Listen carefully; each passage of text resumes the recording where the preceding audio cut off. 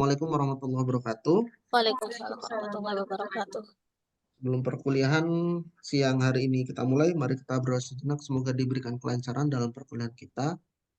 Bismillahirrahmanirrahim. Raditu billahi robba wa bil islam idina wa bi muhammadin nabiyya wa rasulah. Rabbi zidni ilma warzuqni fahma. Amin ya rabbal alamin. Terima kasih Bu Friska, Bu Dasriani yang sudah memfasilitasi via Zoom dan hadir tepat waktu sebelum jam 1 siang tadi sudah hadir. Para mahasiswa sekalian di mata kuliah tesis, Proposal tesis. ya, mata kuliah proposal tesis semua sudah dibagi calon-calon pembimbingnya. Ada beberapa laporan, ada yang sudah 2 kali, ya sedikit lagi ya gitu. Nah, hasil dari diskusi kontrak kemarin kita perjelas lagi eh, sistematika perkuliahan kita. Saya serahkan ke Bu Dasriani untuk pertemuan ini. Baik, terima kasih Mbak Tibi. Baik, untuk perkuliahan pada siang hari ini, seperti yang tertera di Spada, silakan Bapak Ibu buka Spadanya, ya. Pada pertemuan kedua, kok punya saya nggak bisa. Tunggu ya.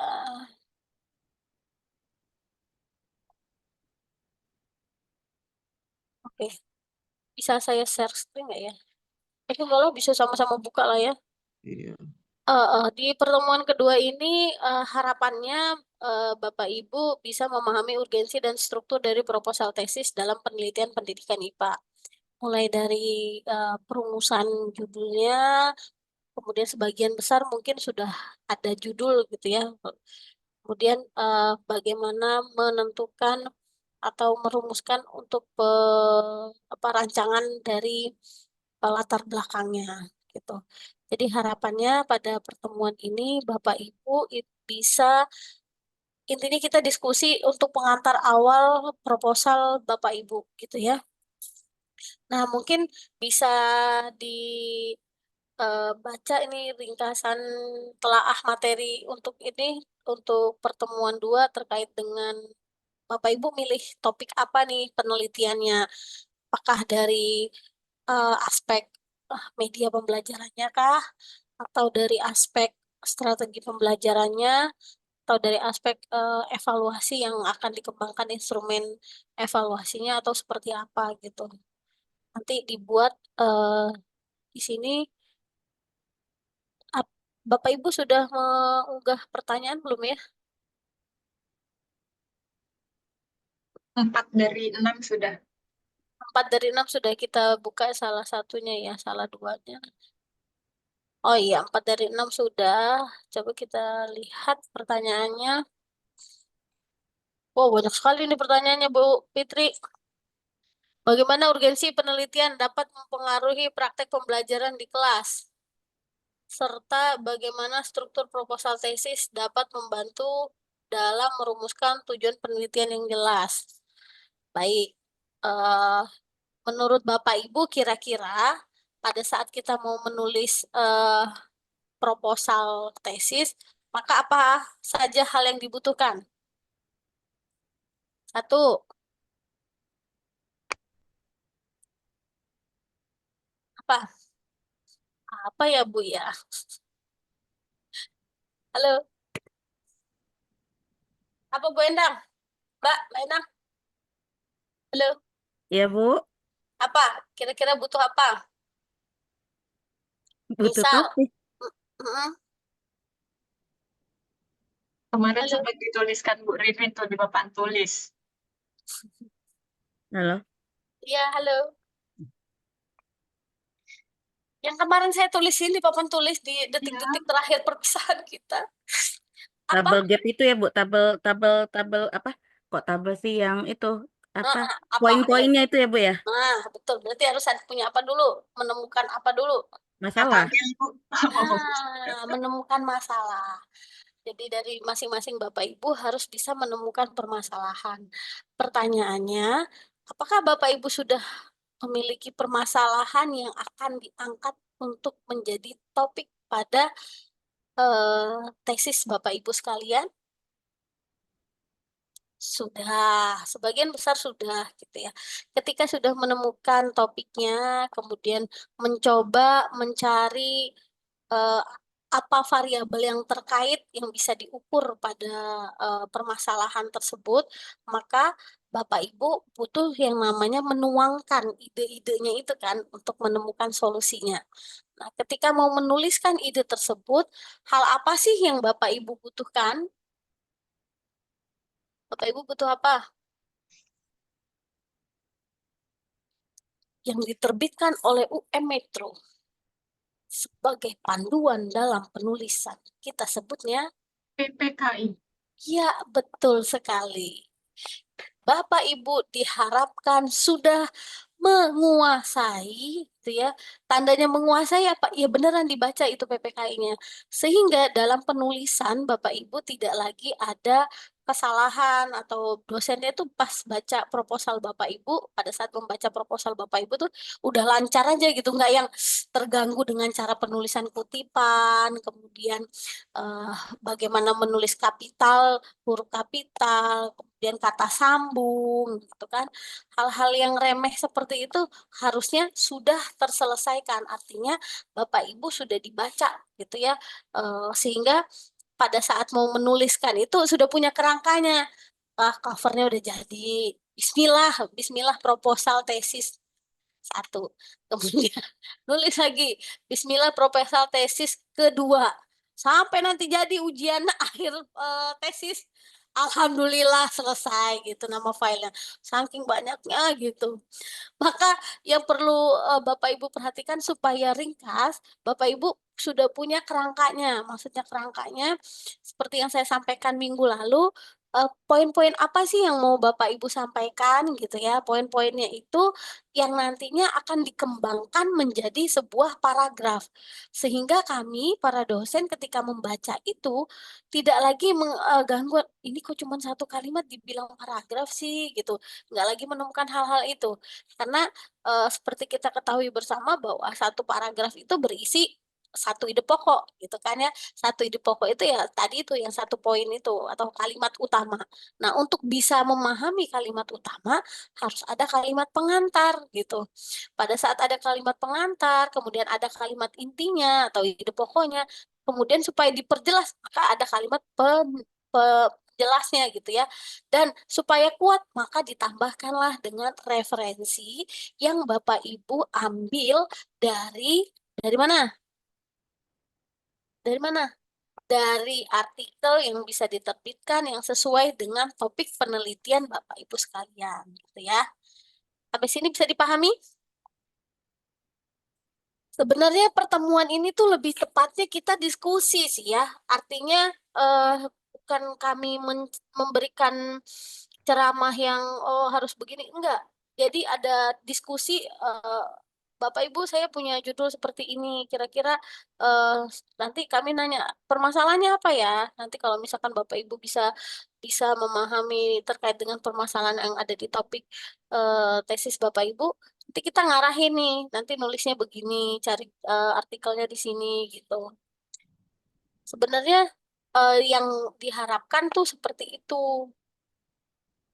Tapi kalau Bapak Ibu, ini saya nggak mungkin bacain pertanyaannya satu-satu ya, jadi kayak sesi curhat jadinya nanti ini. Mungkin tambahan sedikit Bu Ririn. Oke, terkait silakan Bu Priska. urgensi. Oke.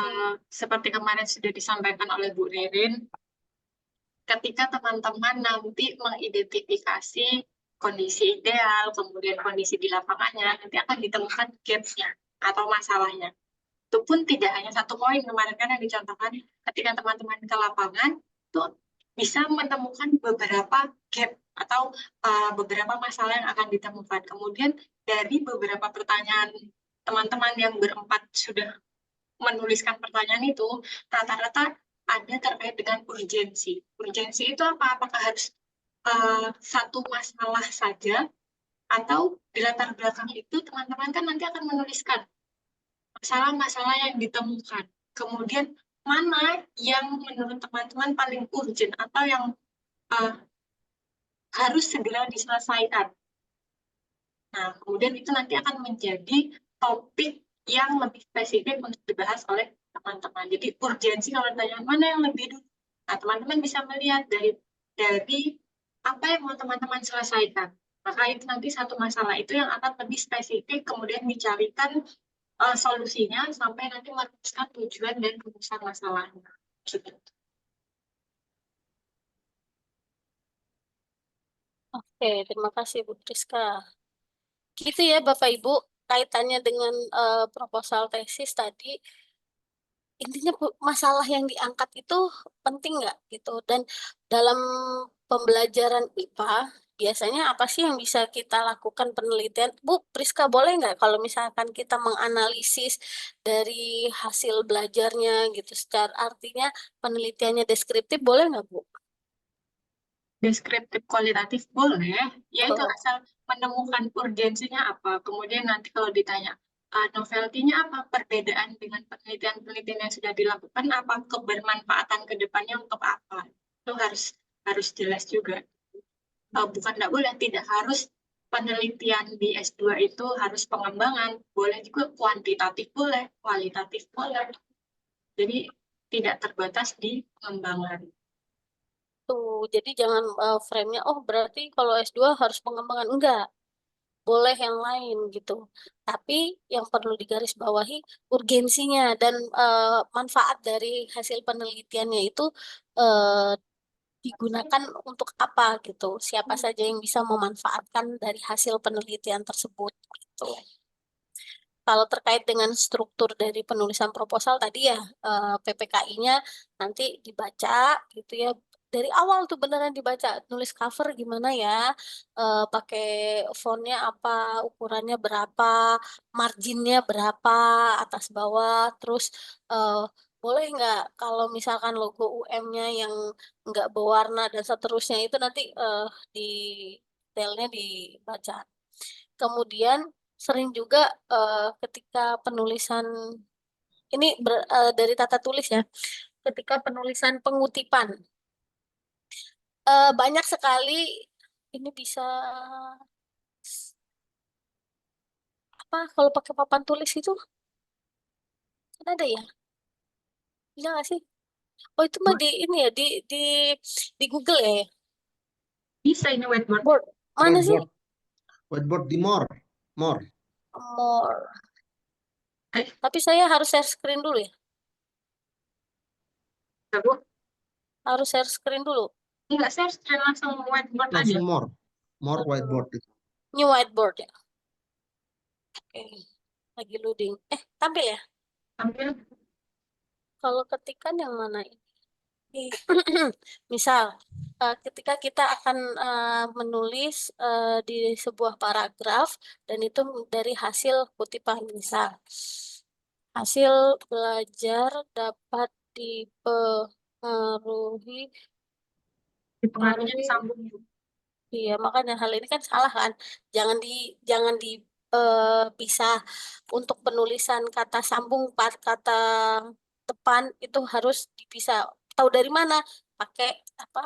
PUEB ya, pedoman umum Ejaan bahasa pedoman Indonesia. umum ejaan bahasa Indonesia.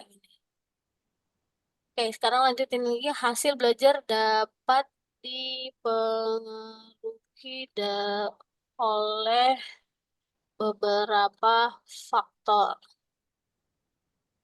Salah satu, salah. Ini harusnya titik atau koma, Bapak Ibu? Koma, Harusnya titik apa koma? koma. Koma. Jadi jangan.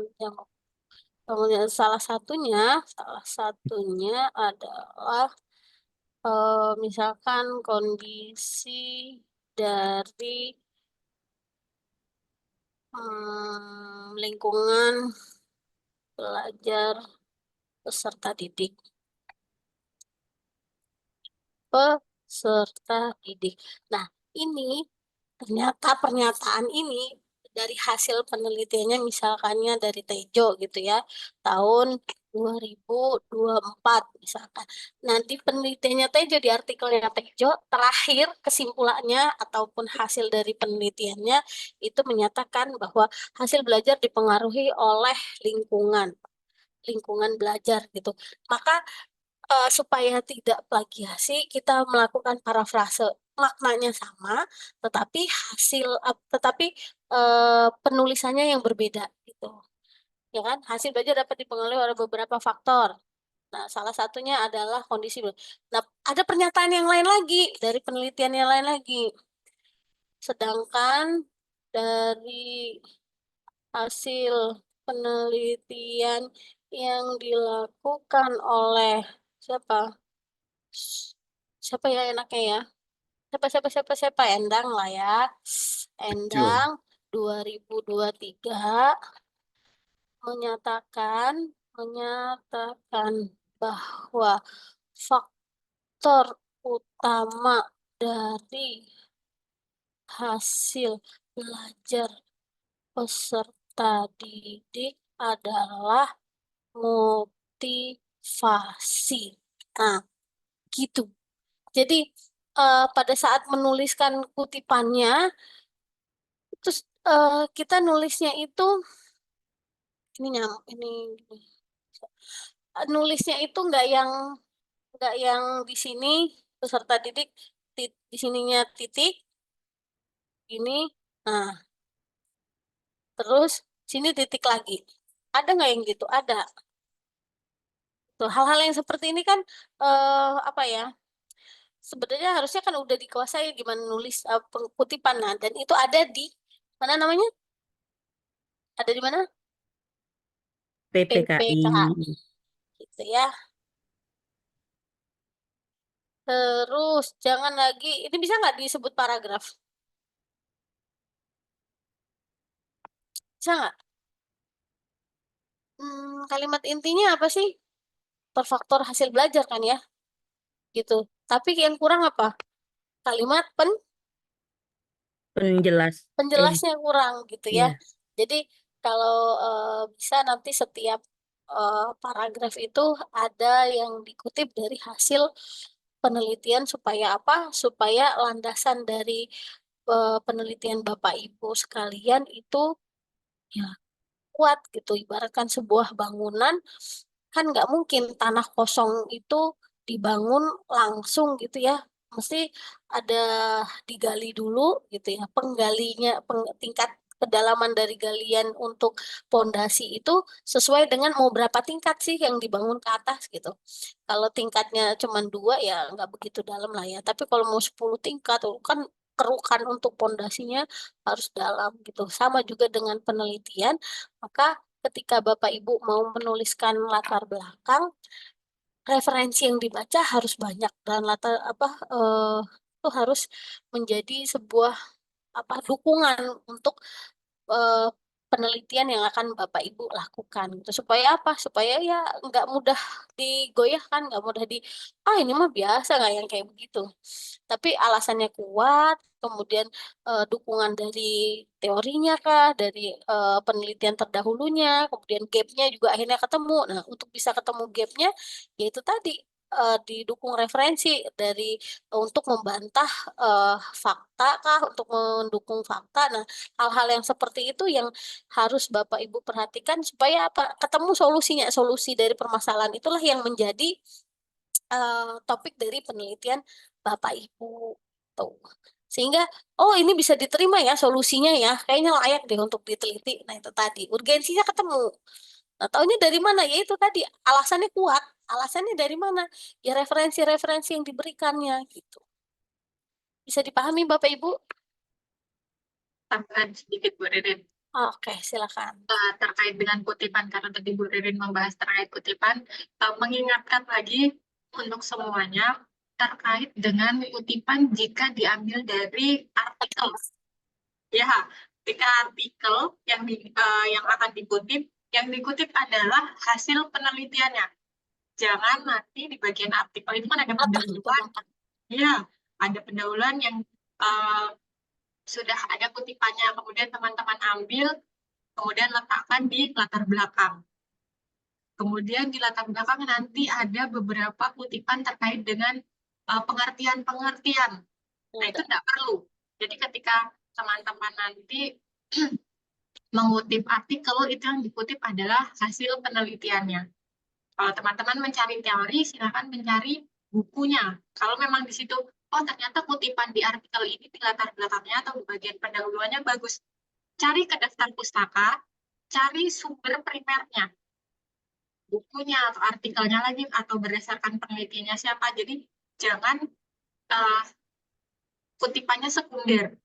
Menurut Eni dalam Arif Rahman menurut Eni dalam ATB tahun sekian. Kemudian pengertian lagi. Pendidikan adalah, nah, diletakkan di latar belakang, itu tidak perlu. Ketika mau memberikan pengertian-pengertian atau definisi, itu silakan nanti letakkan di bab 2-nya. Gitu ya.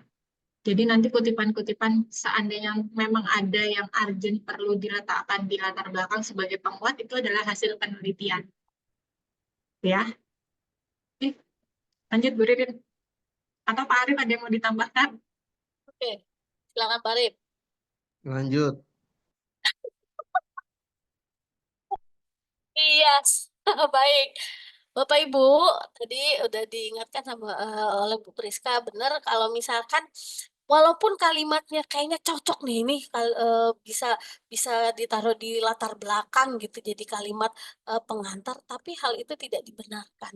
Itu nanti Bapak Ibu ngutipnya itu hitungannya masuk kategori plagiasi gitu ya, karena kalimatnya orang yang Bapak Ibu sadur secara plek-ketiplek gitu. Maka solusinya adalah ketika nemu artikel, kalaupun artikel itu tidak full, hanya sebatas di abstraknya saja, maka coba lihat, langsung mata itu tertuju, judulnya cocok, lihat hasilnya. Ada hubungannya nggak dengan penelitian Bapak Ibu? Kalau ada, ya udah cukup dari abstraknya aja tuh kita udah bisa ngutip gitu. Jadi nggak perlu baca apa namanya sampai sampai selesai gitu. Kecuali ada hal yang Bapak Ibu rasa penasaran terhadap artikel itu. Misal, dia sama-sama ngukur apa keterampilan proses sains, tapi gimana ya cara dia ngukur? Maka melihat bab 3-nya gitu. Dia pakai instrumen apa ya? Dijelaskan ya? Oh, nggak dijelaskan nih. Tapi Bapak Ibu butuh informasi itu. Nah, Bapak Ibu bisa menghubungi penulis dari artikel tersebut gitu kan. Biasanya kalau artikel itu kan ada judul, kemudian nama penulis dan ada apa emailnya ya. Nah, Bapak Ibu coba kontak dari email yang ada tertera di situ. Gunakan bahasa yang santun, katakan bahwa Bapak Ibu tertarik dengan penelitian yang hampir sama dan membutuhkan instrumen. Jika berkenan boleh di-sharing atau Bapak Ibu boleh berkomunikasi nanya kelanjutannya dan seterusnya gitu. Karena kalau misalkan nggak menemukan seperti apa instrumennya, nah itu kan kesulitan. Sehingga dengan cara tadi itu mungkin bisa membantu Bapak Ibu untuk mendapatkan informasinya. Atau cari artikel lain yang kira-kira hampir sama dengan apa yang akan Bapak Ibu lakukan, maka bisa dipakai. Jadi nanti di instrumennya ada kalau sama persis menggunakan instrumennya, maka Bapak Ibu menuliskannya apa? Adaptasi atau adopsi? Adopsi? Adopsi kalau sama persis ya. Kalau sama persis adopsi dari tulisan siapa gitu. Tapi kalau ada hal yang dirasa kayaknya kalau di penelitian saya tidak dibutuhkan, oh ini sepertinya harus ditambahkan. Nah, maka itu namanya adaptasi gitu. Gitu ya. Sampai sini ada pertanyaan? Masih terkait dengan struktur, masih awal-awal lah. Mungkin sedikit tips juga Bu Ririn untuk menghindari plagiasi. Bukan tidak boleh kita mengutip secara langsung, tapi alangkah baiknya teman-teman parafrase, kemudian kutipannya kutipan tak langsung. Jadi sudah diparafrase dari apa yang sudah teman-teman baca, kemudian dicerna, dituangkan kembali dengan versi teman-teman, tapi itu tetap mengakui bahwa hasil dari kutipan. Mungkin itu tambahan Oke. sedikit ya. Ya, misal dalam satu kalimat itu misal kayak tadi yang sudah dicontohkan, maka sebenarnya bisa yang saya tulis tadi itu bisa menjadi satu kalimat gitu. Jadi hasil belajar dipengaruhi oleh faktor lingkungan dan motivasi. Berarti buka kurung tadi siapa namanya? Siapa tadi? Saya lupa namanya. Tejo. Itu Tejo. Tejo 2024 dan siapa? Sampai lupa kan. Nah, itu di dalam kurungnya itu langsung dua referensi itu bisa. Dan jika banyak tulisan yang seperti itu, maka lebih bagus lagi. Artinya, Bapak Ibu sudah membaca banyak artikel dan bisa meramunya menjadi satu kalimat. Gitu. Itu jauh lebih baik daripada satu paragraf dikasih satu referensi. Satu paragraf, satu referensi. Boleh nggak pakai AI? Pakai AI dibolehkan dengan catatan. Gitu. Dengan catatan mencantumkan aslinya dan tapi AI pun terkadang kayaknya iya gitu ya. Referensinya benar. Ketika di cross check itu di luar atau nggak sama dengan apa yang dia cantumkan. Gitu. Jadi jika ingin menggunakan AI silahkan saja gitu. Tetapi Bapak Ibu perlu cross check ulang karena AI kan alat bantu aja gitu ya. Namanya buatan bisa aja pas kecerdasan buatannya lagi dibuat dengan nggak benar gitu kan. Dan itu lagi apesnya Bapak Ibu yang dapat. Hal yang kayak gitu kan harus dicek lagi. Bukan bisa Bu di humanize gitu. Tapi nanti ketika ujian ditanya, Bapak Ibu ini nggak menguasai nggak nanti para pembimbing atau penguji itu tahu. Jadi meskipun dengan bantuan AI, Bapak Ibu cross check kembali referensi yang didapat. Dan ketika sudah pakai Mendeley, dimasukin ke Mendeley, dicek lagi. Terkadang ada beberapa artikel yang kita download, kemudian kita masukkan ke dalam Mendeley. Ketika kita input referensinya di Word, itu nggak sama, nggak penulisannya nggak sesuai dengan style apa. Kan kalau style apa itu nama belakang, koma nama depan gitu ya, titik, buka kurung, tahun, tutup kurung, titik, judul, titik, kemudian nama artikel dicetak miring, judul judul judul jurnalnya dicetak judul nama jurnalnya dicetak miring, kemudian titik, volume, nomor, kemudian kalau ada doi gitu. Nah, terkadang urutannya itu nggak seperti itu. Nah, Bapak Ibu bisa merevisinya atau mengeditnya itu di Mendeley-nya. Gitu. Sehingga ketika nemuin artikel langsung masukin ke Mendeley dan dicek cara penulisan daftar pusakanya udah bener belum? Udah sesuai dengan apa belum? Apa style belum? Karena sering sekali tulisannya nggak sama.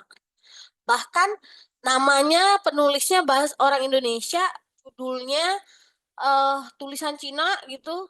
Terus artikel nama jurnalnya jurnal Indonesia. Nah, itu gimana coba bacanya?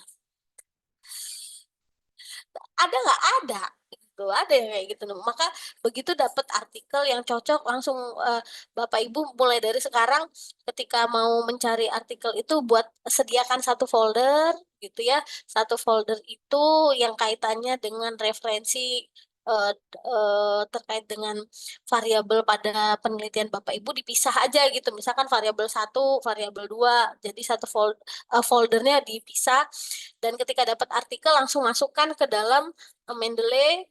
Begitu sudah ada di Mendeley dicek, di cross check dengan artikelnya, alamat webnya, doi-nya benar apa enggak gitu. Nah, terkadang ada kesalahan juga. Itu salah satu tips dalam penulisan daftar pusaka dengan menggunakan Mendeley. Kok bisa Bu bisa ngomong kayak gitu ya? Karena untuk bisa menyampaikan ini satu berdasarkan pengalaman, dua ikut kayak dulu ada semacam pelatihan kami gitu. Jadi ya bisa tahu. Dan Bu, saya mau nulis mau nulis referensi tapi tuh nggak ada filenya loh Bu. Gimana caranya Bu? Ada tipsnya. Nanti tipsnya saya kasih. Tidak di pertemuan saat ini. Gitu ya Bapak Ibu. Ada pertanyaan?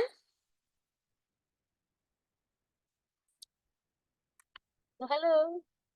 Halo. Bapak Ibu ada pertanyaan?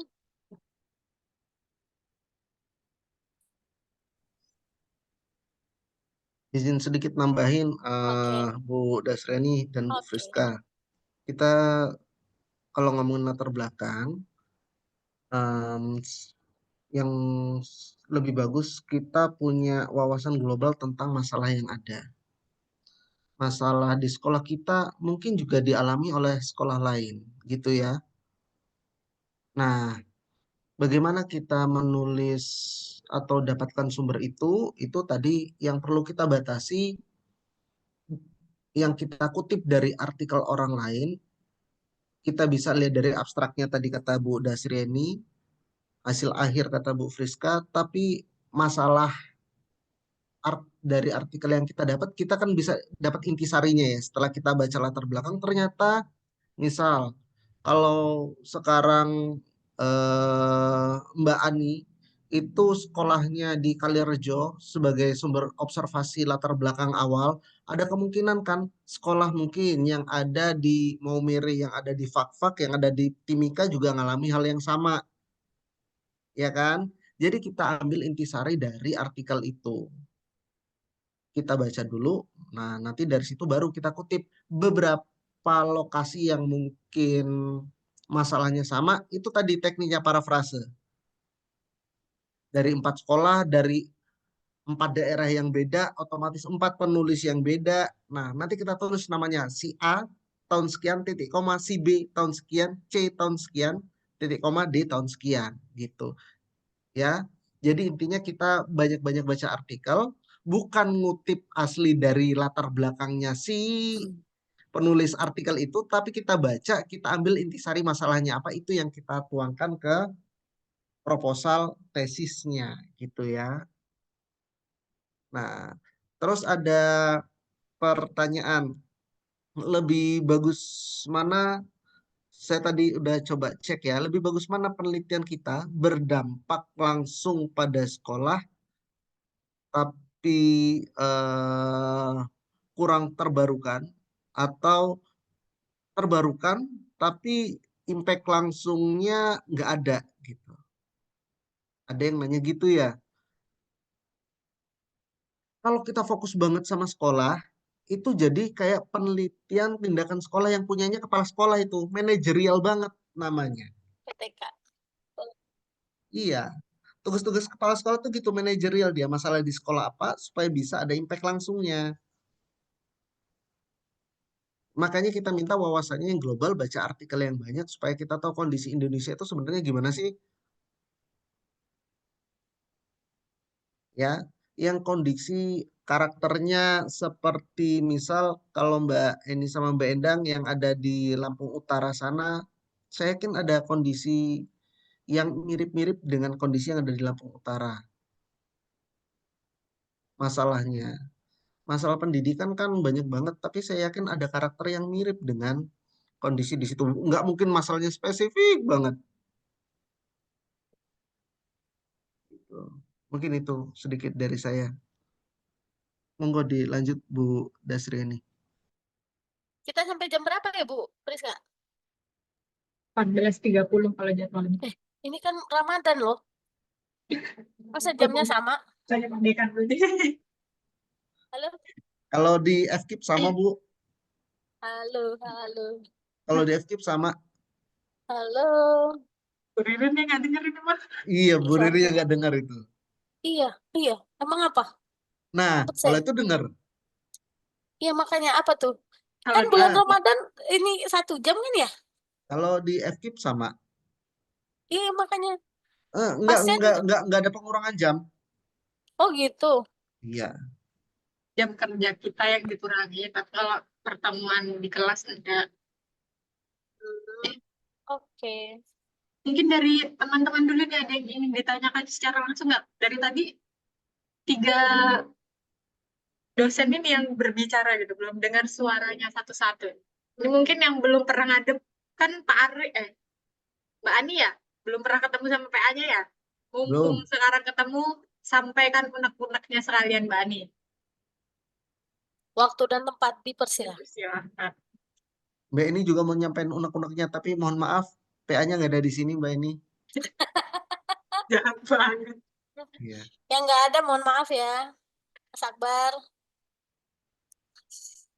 Kalau Mas Akbar rutin ngadep katanya.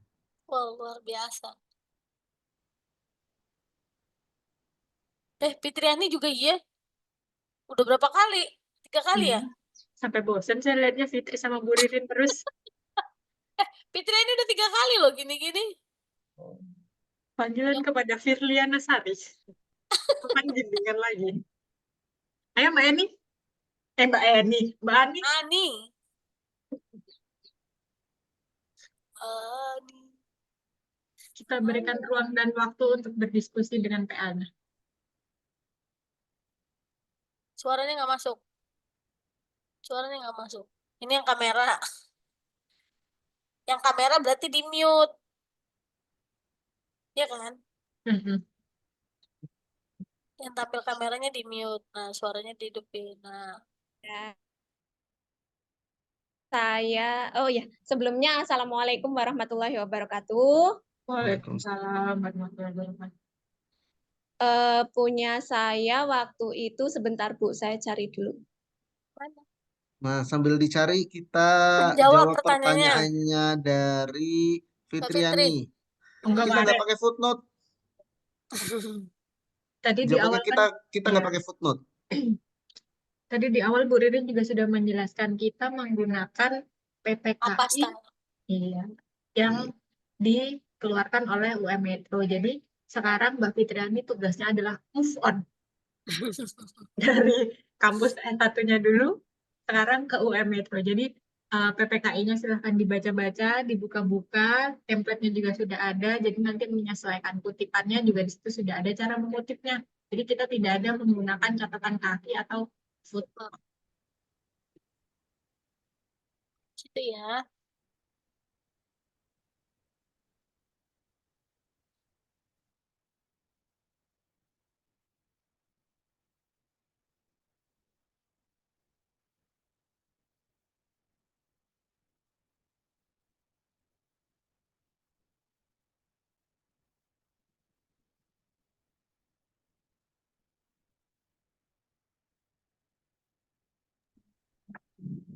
Halo Bu, Ya, saya boleh bercerita sedikit? sedikit ya.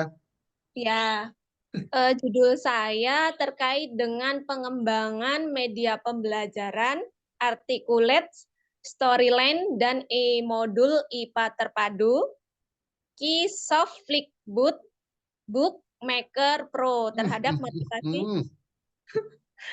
motivasi belajar siswa kelas 8 SMP Negeri 1 Kalirejo, materinya sistem pencernaan manusia tahun pelajaran 2025. Jadi intinya nanti tesis saya itu intinya saya ingin mengembangkan media pembelajaran kayak modul gitu, tapi modulnya itu bisa dibuka lewat HP. Itu kan flipbooknya. Kemudian untuk yang storyline-nya itu nanti saya menggunakan sebentar.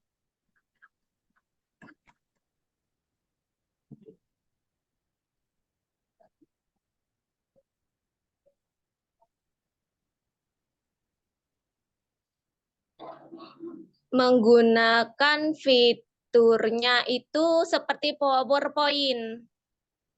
Gitu, Pak. Jadi nanti di sini kan untuk meningkatkan motivasi belajar siswa. Nah, yang ditingkatkan motivasinya berupa literasi anak-anak dalam membaca. Mungkin itu poin pentingnya gitu.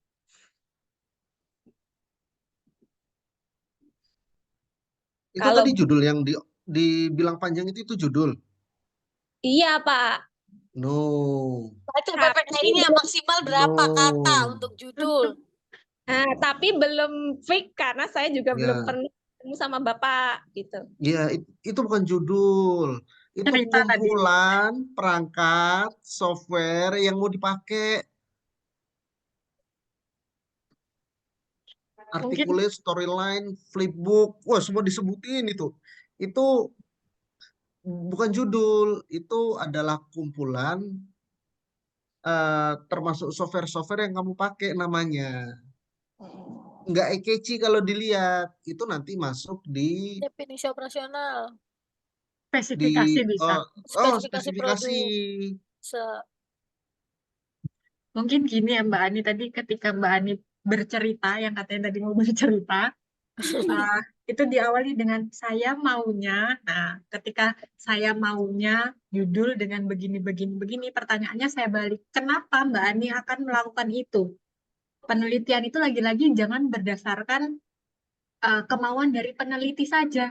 Tapi kan tadi Bu Ririn juga sudah menyampaikan dan menegaskan bahwa lihat dulu di lapangan. Tadi di SMP Kalirejo ya, di SMP Kalirejo itu ada masalah apa yang solusinya nanti berupa judul yang tadi akan disusun oleh Mbak Ani. Jangan berasal dari judulnya dulu. Pokoknya aku bisa bikin ini, tambah ini, ditambah ini. Pokoknya mau nggak mau harus diterapkan. Nah, itu konsepnya kebalik.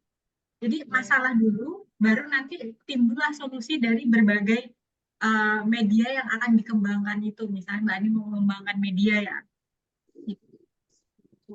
Izin menjawab, Bu. Boleh? Silahkan. Jadi gini, Bu. Alasan saya mengambil flipbook maker itu sebetulnya berdasarkan fenomena yang ada, saya ambil contoh di sekolah saya.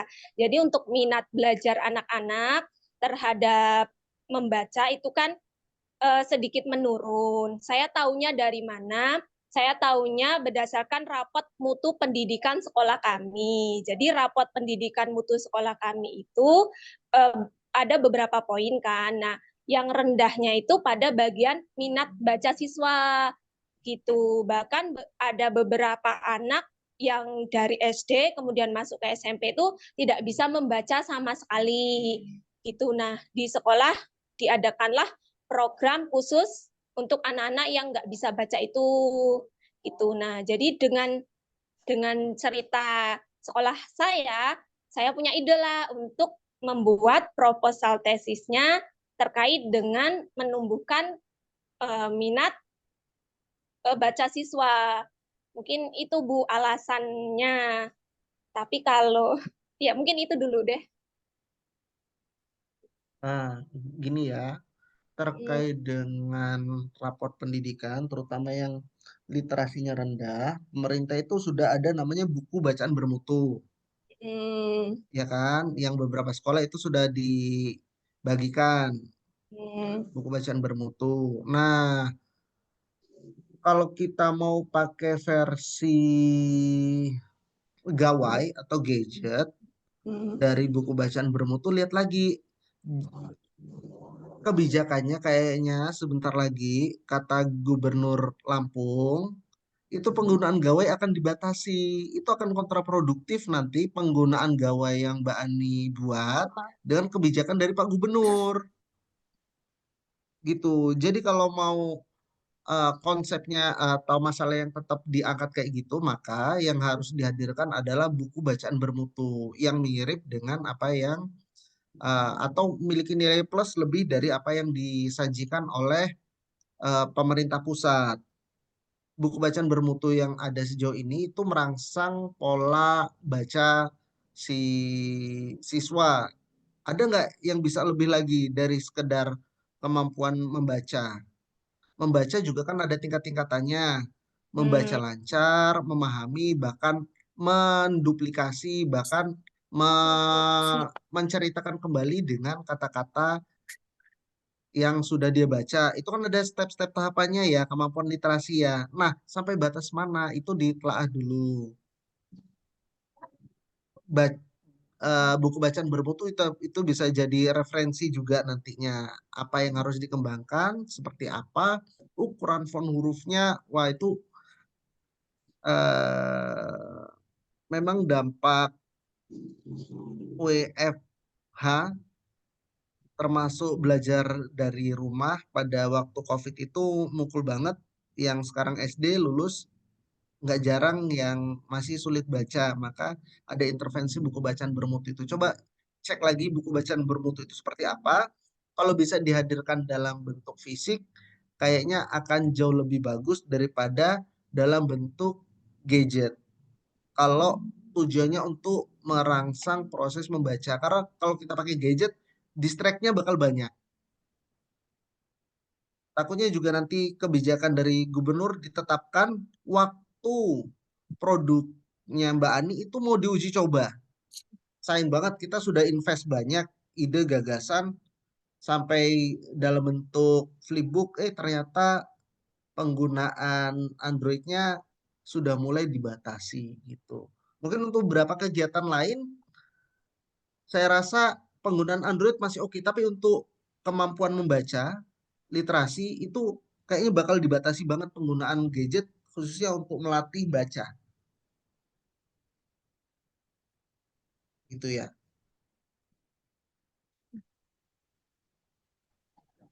Ya, Pak. Oke. Terima kasih. Sama-sama. Sebalik. Iya, mungkin ada tambahan itu dari Bu Priska di chat bahwa kembali ke visi misi dari Prodi Pendidikan IPA, terwujudnya keilmuan pendidikan IPA yang unggul dalam etnoscience dan teknologi pembelajaran yang profetik.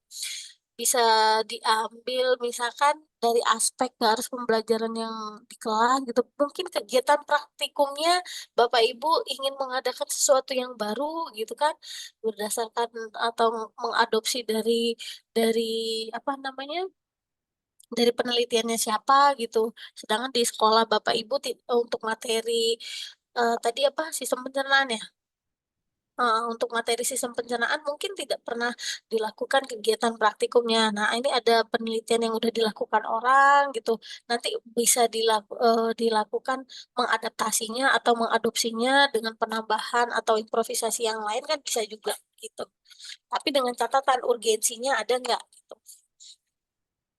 Karena kalau kayak tadi tuh jatuhnya ya kayak PTK, di sekolahnya Mbak Ani permasalahannya siswanya kurang membaca, terus memberikan solusinya dengan gadget. Sedangkan di satu pihak akan ada himbauan apa instruksi dari gubernur sendiri pun melarang penggunaan gadget gitu ya.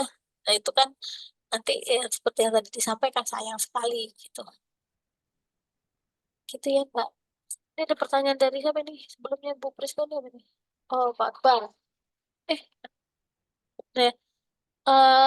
Panduan itu tidak ada subbab tentang penelitian terdahulu yang relevan. Nah, kita berarti tidak perlu ngutip penelitian terdahulu yang relevan.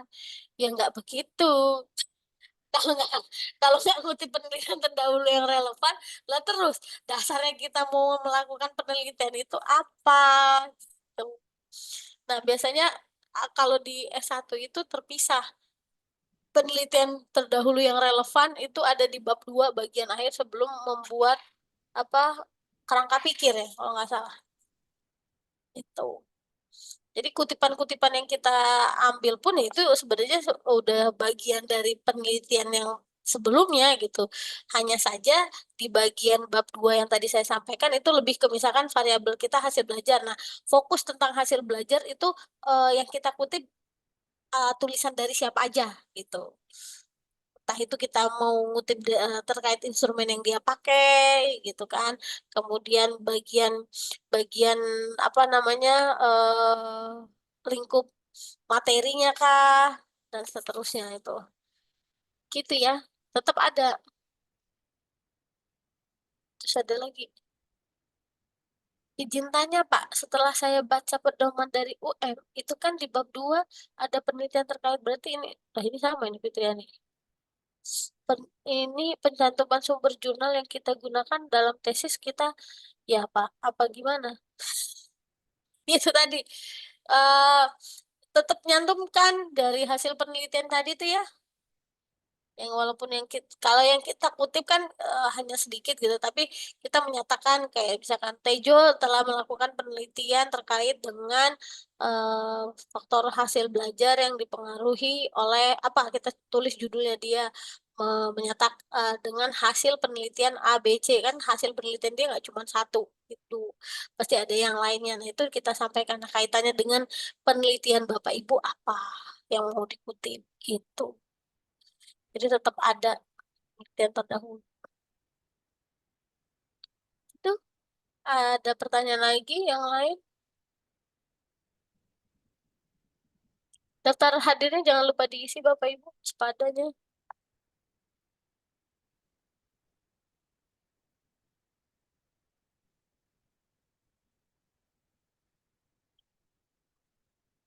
Ada pertanyaan?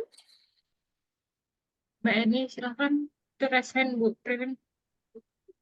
Mana? Oh, ya silakan. Ya, baik, Assalamualaikum warahmatullahi wabarakatuh. Waalaikumsalam. Waalaikumsalam warahmatullahi wabarakatuh. Di sini saya ingin bertanya untuk proposal tesis saya kemarin itu kan tentang pengembangan e-modul berbasis etnoscience pada materi perpindahan kalor pada pengolahan kopi untuk siswa kelas 7 di Kecamatan Abung Tinggi. Nah, kemarin kan saya sudah studi lapangan tentang etnoscience apa yang ada di kecamatan itu. Nah, ternyata dapatlah itu etnoscience-nya itu dalam merosting kopi, masyarakat di sana, anak-anak di sana itu menggunakan kuali dari gerabah tanah liat. Padahal kan sekarang kita tahu kalau sudah banyak alat-alat yang digunakan yang canggih-canggih juga ada, yang pakai listrik ada, tapi mereka masih mempertahankan memakai itu. Nah, yang ingin saya tanyakan untuk apa sih namanya pembahasan dibahas atau tidak yang tentang gerabah tanah liat ini, atau hanya perlu dimasukkan di bagian latar belakang, tidak perlu dimasukkan di bagian bab 2 kajian teori tentang etnoscience-nya itu, Bu. Itu saja, Bu.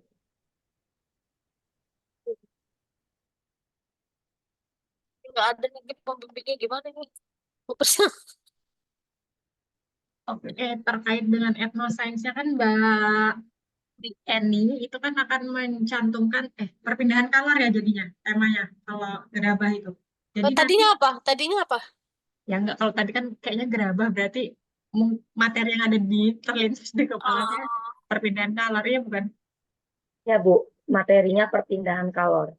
Jadi nanti enggak usah terlalu mendetail terkait itu, tapi kan Mbak Eni akan membahas bahwa memang ada kebiasaan atau tradisi yang masih digunakan di daerah setempat. Itu contohnya seperti ini. Nanti bisa kalau Mbak Eni lebih baiknya atau lebih bagusnya punya dokumentasi sendiri. Jadi memang foto-foto dokumen sendiri yang memang ada di daerah sekitar. Tidak perlu mendalam sampai nanti mungkin prosesnya perlu diberikan sedikit di situ gambaran bahwa nanti proses untuk perpindahan kalornya itu seperti ini. Untuk membuat gerabah itu tantangan seperti apa. Gitu-gitu aja sih. Bukan oh. membuat gerabahnya, Bu. Apanya? Bukan Ya, proses proses ini ya. roasting kopinya yang dia Iya, maksud. roasting kopinya itu yang diletakkan dilakukan menggunakan alat gerabah itu. Jadi di sana ada perpindahan kalor dari api ke gerabah lalu ke biji kopi.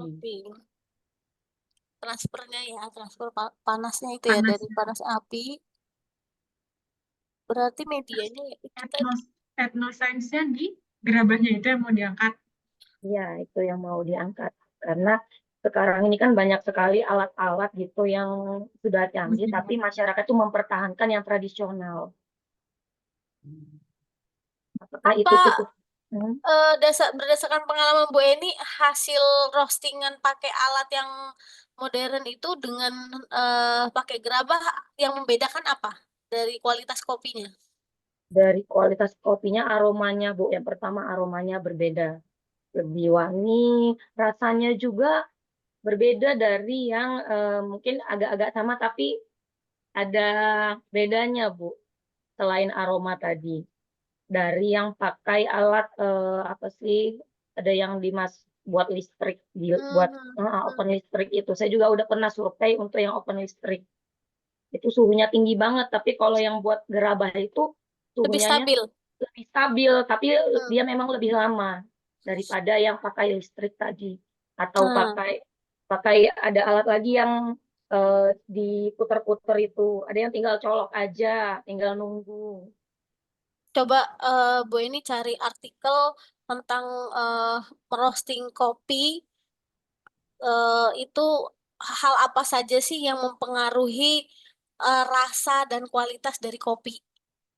Kalau ternyata bagian dari perostingan itu mempengaruhi rasa dan kualitas kopi, maka cari lagi artikel yang sudah melakukan perbedaan penggunaan mesin roasting. Terlalu Apakah dalam nggak, Bu? Ini anak SMP, enggak? Bu. Bukan untuk latar belakang, sehingga Oh. dia nanti di latar belakangnya menyebutkan bahwa intinya dia mau bilang penggunaan atau proses roasting kopi yang berbeda akan menghasilkan. Nah, maksudnya untuk menyatakan kalimat tersebut, maka Bu Eni butuh referensi artikel yang sudah menulis tentang bahwa benar penggunaan mesin roasting yang berbeda itu akan memberikan rasa dan kualitas kopi yang berbeda gitu, sehingga sebenarnya ini advance dari penelitian, kalau bisa ini ya biologi ya ini ya. Jadi di biologi itu ada uji eksperimen dulu. Kalau pakai gerabah itu apa ya? Mungkin Gimana lihat respon? konsistensi suhunya, Bu. Konsistensi suhu yang digunakan. Misalnya selama waktu berapa menit dalam kondisi suhu sekian gitu kan. Kalau pakai gerabah tadi cenderung lebih konsisten kan dibandingkan Stabil. dengan listrik. Mungkin dari suhu dan lama waktu itu bisa diambil dari situ, atau karena kita belum cari tahu artikelnya ya, jadi Nah, belum itu bisa. makanya cari tahu artikel kaitannya dengan roasting kopi. Kadang bahkan kita di masyarakat aja kan bilang beda masak, contoh orang jual bakso yang dimasak pakai kompor gas dengan yang dipakai bawahnya anglo. Apakah itu mitos atau fakta? Nah, itulah dibuktikan. Maksudnya kalau misalkan itu mitos berarti kan cuma sekedar subjektif ya. Karena saya senangnya pakai yang anglo aja deh gitu. Kok rasanya karena mitos gitu kan ya. Tapi kalau bisa dibuktikan dengan sains gitu, dibuktikan dengan sains bahwa kenapa anglo masak dengan anglo lebih enak rasanya. Oh, ternyata eh, makanan itu kalau dimasak dengan suhu yang stabil akan memberikan cita rasa yang berbeda dibandingkan dengan kompor gas misalkan. Atau eh, apa sih kalau di fisika apa panas itu kaitannya dengan apa sih? kurang kurang paham juga kan, maksudnya dengan suhu tertentu gitu kan. Apakah kualitas panas yang dihasilkan oleh api yang berasal dari anglo ya kan dengan yang gas itu berbeda. Nah, bagaimana membuktikannya? Untuk membuktikan bahwa ini fakta atau mitos kalau masak pakai anglo itu lebih enak gitu. Ibarat kayak kita mau masak, bumbunya enak diulek apa dipotong-potong gitu kan. Nah, satu atau masak yang bumbunya yang diulek sama yang di blender itu lebih enak yang diulek. Kenapa? Karena Kenapa begitu? sari-sarinya lebih keluar. Dia kan karena kena gaya Ditekan kan ya, tekan. tekanan kan, akhirnya terekstrak ya. Kalau di blender Kan itu kan menggunakan dia pisau diputer, tipis. pisaunya itu menimbulkan panas. Nah, ketika pisaunya menimbulkan panas, panas itu merusak unsur-unsur yang terdapat di kandungan bumbu tersebut, sehingga rasanya atau aromatiknya itu kurang keluar ketika dimasak.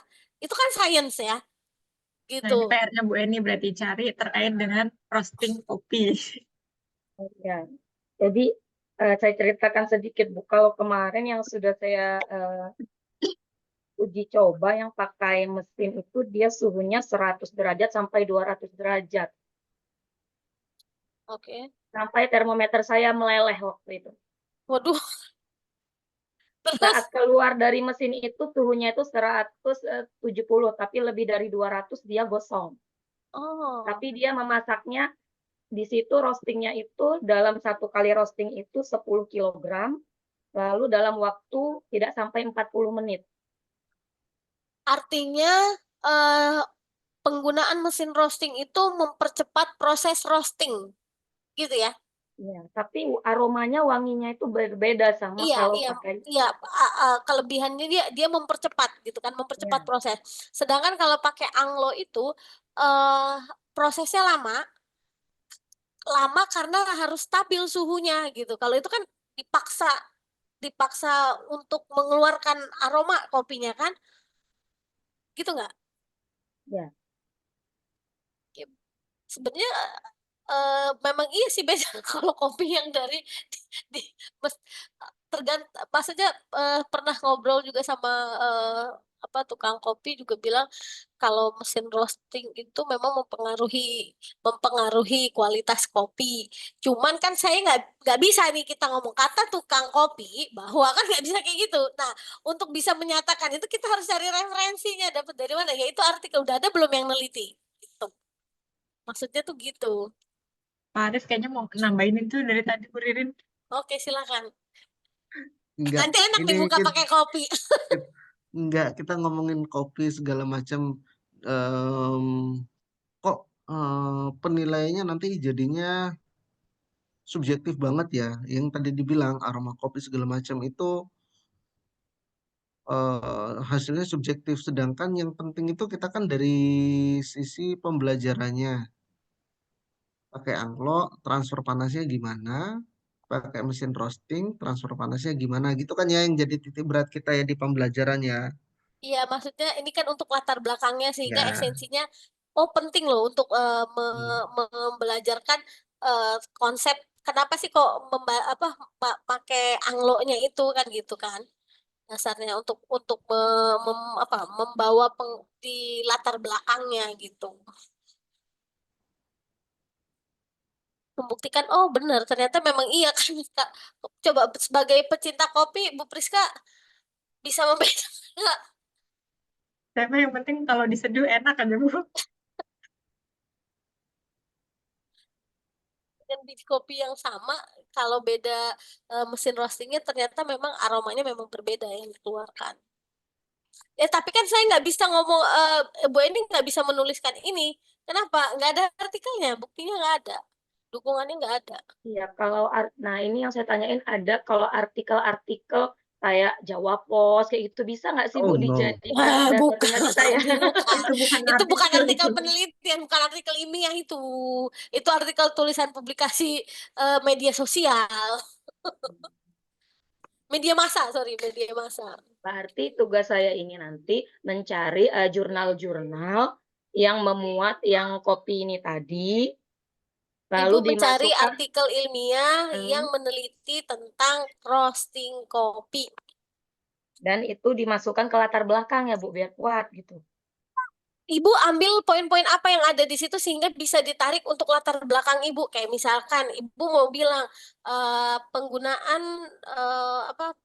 warga di sini masih menggunakan anglo sebagai roasting karena aromanya lebih. Nah, hal ini didukung oleh penelitian siapa yang menyatakan bahwa perbedaan kualitas roasting dipengaruhi hasilnya dipengaruhi oleh alat yang digunakan. Nah, maka Ibu ngide lah tuh.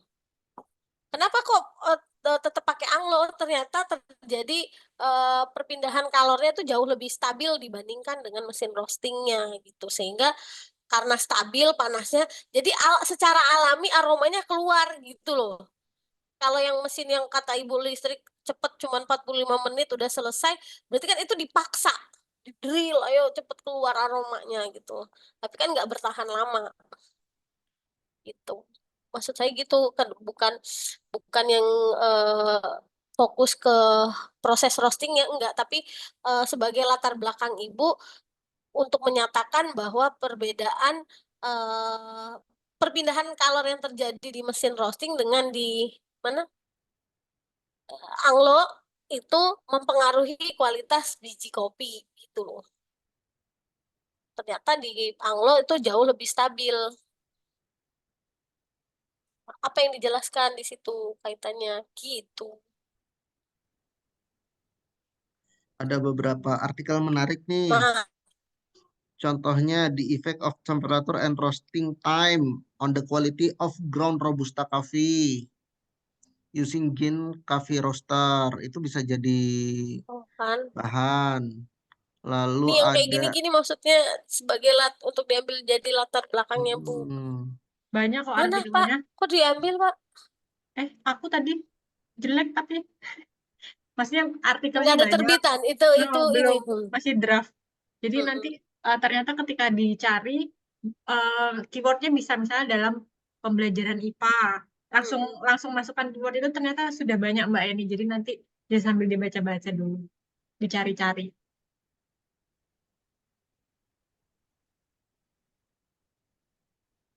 Baik, Bu, aku sudah megang.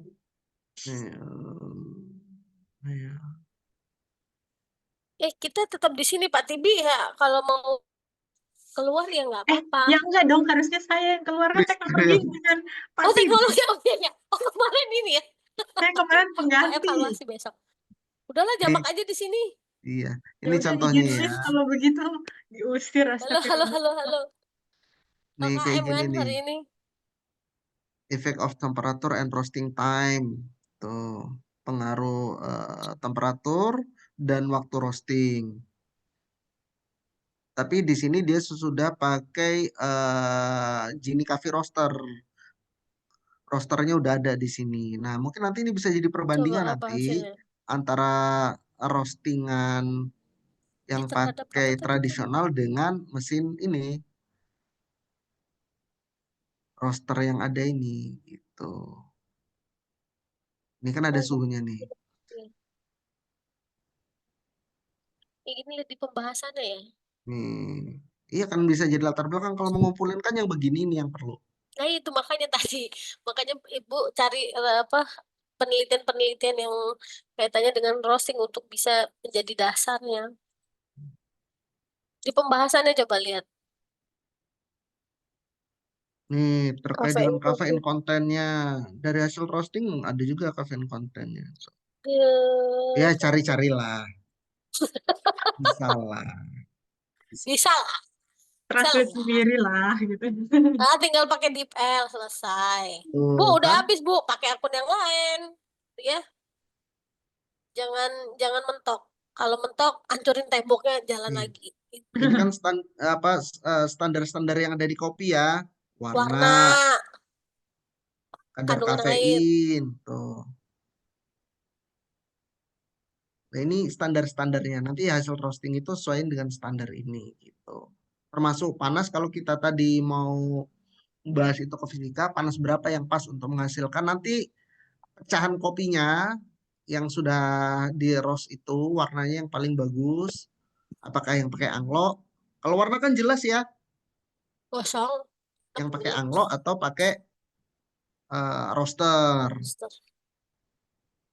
Kalau rooster ayam jantan ya. Roaster. Tuh aroma. Nih, ini saya kirim ke Rasa. Mbak ini ya contohnya ya. Kok Jangan mbak, kok mbak ini aja Pak, yang lain enggak Pak?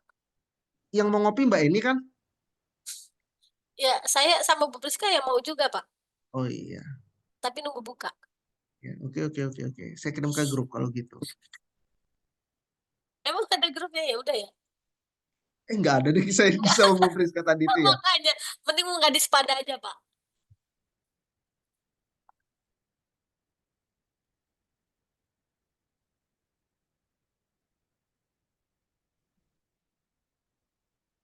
Oke, tadi kita udah dengar suaranya Mbak Ani, Bu Eni, Bu Endang, Firly belum ada suaranya ya. Udah selesai kayaknya proposalnya. Udah selesai. Ya udahlah besok seminar kalau gitu. Nggak bisa juga ya, syaratnya Nggak belum ada. bisa. Belum. Ini mau lanjut teknologi. Teknologi Lanjut. hari ini kuis. Ya, jadwalnya Oh, jadi nggak Zoom. Jadi biasa. Bapak Ibu mengerjakan di situ ada LKM dan pertanyaan kuis. Jadi presentasinya nanti setelah Lebaran. Gitu. Kita nggak ada kuis. Ada yang mau ditanyain kaitannya dengan tugas? Bu, LKM-nya dikerjain di Word atau di yang di LKM-nya itu? Boleh ditulis ulang, boleh silakan di Word lagi, boleh. Mau ngedit dari situ juga boleh. Yang jelas terjawab apa pertanyaan yang ada di LKM. Gitu ya, Mas. Ada pertanyaan lagi? Kalau tidak ada, silakan ditutup, Mr. Arif. Kau yang Ini mulai, kau ini yang mulai. nutup 2 mata kuliah apa cukup 1 mata kuliah nih yang Eh, diisi? langsung Satu dong. dua, langsung Dua. dua. Langsung Ya 2 iya, nih. tak tutup dulu seminar. Terus ya udahlah Kita ke buka. propos.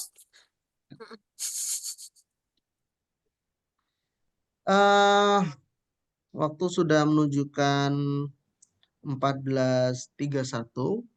Tadi bagian penting dari proposal atau apapun kita terkait dengan penelitian sudah diulas. Yang paling penting itu ada masalahnya dulu, bukan ada jawabannya dulu, ya kan? Siapkan masalahnya, baru kita cari alternatif solusinya. Bukan kita punya solusinya, lalu kita cari masalahnya. Itu namanya cari-cari masalah, ya. Oke, kita nggak mau cari-cari masalah. Kita mau yang sebenarnya masalahnya ada. Nanti banyak alternatif, kita coba alternatif itu untuk menyelesaikan masalah yang ada. Gitu. Ehm, Kayaknya dari Bu Dasriani dan Bu Friska cukup untuk mata kuliah proposal ya. Mari kita akhiri perkuliahan kita dengan doa kifaratul majelis. Subhanakallahumma rabbana wa bihamdika asyhadu an la ilaha illa anta astaghfiruka wa atubu ilaik. Sampai jumpa di bulan Syawal nanti. Apa? Saya ketinggalan nggak kedengeran apa yang di bulan Syawal? Sampai jumpa di bulan Syawal nanti. Karena kan Jumat depan tanggal 21 udah nggak ada perkuliahan. Oh, ini Pak. tanggal 2 masih Pak, online lah. 21 bukannya libur. Ih, Nah, online lah, di onlinein. Di ini maksudnya tugas daring, maksudnya. iya, Sorry. iya. Kita jumpa baik goib maupun ini nanti ketemu lagi di bulan Syawal gitu loh. Besok Kalau ada tugas, penugasan. penugasan tetap jalan, Mm-mm. gitu ya. Si Mana itu? Akbar. Saya mau nunjukin, tunggu dulu, jangan ini. Ya udah ditutup ya. Baru doa kifaratul majelis. Oh, saya nggak ngikut berarti tadi. Subhanakallahumma wa bihamdika asyhadu an la ilaha illa anta astaghfiruka wa atubu ilaik. Nah, terus saya mau nunjukin ini sebagai gambaran Bapak Ibu untuk bisa mulai menulis gitu ya. Maksudnya eh, ya Bu Rizka yang tadi ya. Oke nggak?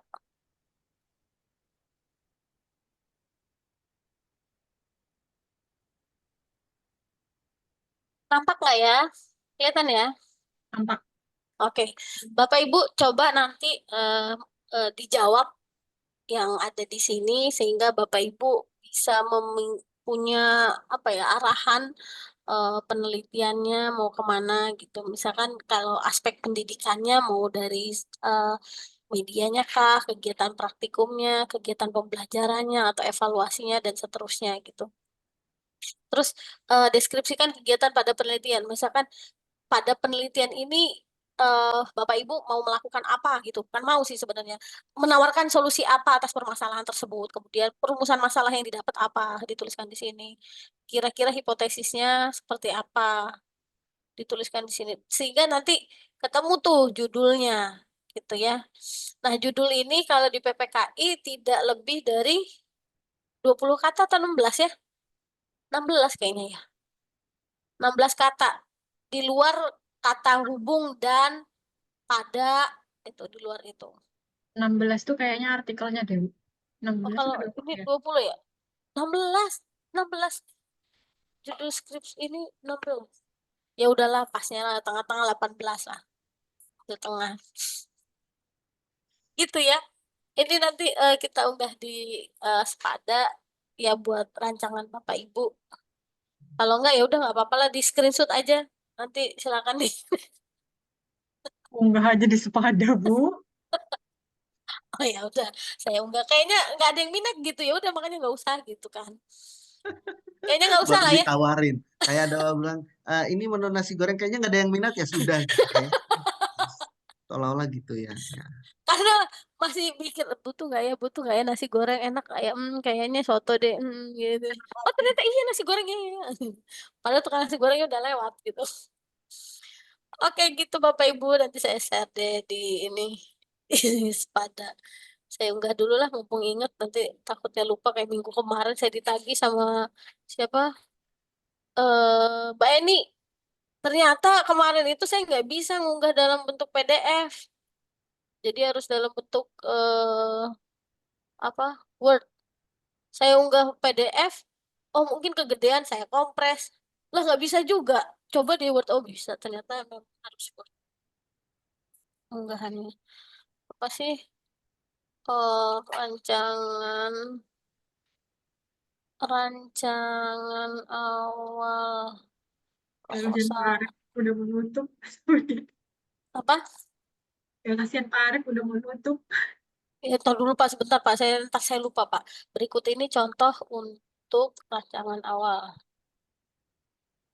Biar pada kita aktif gitu loh guys. Kan kemarin kita hitungannya aktif kan ya. Mm-mm. Nunggu dulu.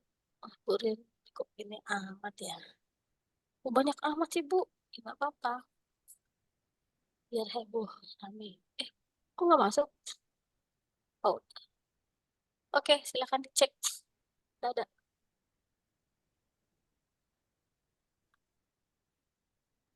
Udah ya. Saya nggak ada utang ya.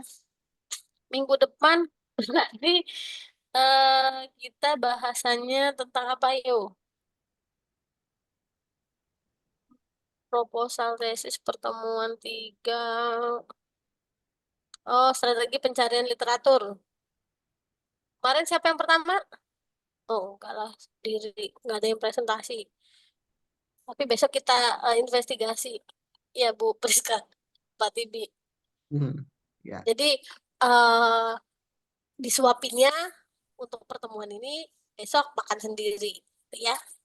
Nanti kalau makannya selak, baru nanti kita tepuk belakangnya. Gitu. Kalau disuapin terus kan nggak enak, orang udah gede kok. Cepat. Oke, Pak Tibi, cukup dari saya. Sekalian mata kuliah teknologi juga Bapak Ibu mengerjakan LKM sudah diunggah di Spada terkait tugasnya. Silahkan dibaca dan dikerjakan, ada batas waktunya. Saya kembalikan kepada Pak Tibi. Oke. Itu tadi tambahan sedikit terkait dengan bagaimana kita memetakan judul dan solusi alternatif solusinya ya untuk mata kuliah proposal tesis ya. Mari kita akhiri kegiatan perkuliahan kita dengan mengucap lafaz hamdalah. Alhamdulillah. Alhamdulillah. Terima kasih atas perhatiannya. Wassalamualaikum warahmatullahi wabarakatuh. Waalaikumsalam warahmatullahi wabarakatuh.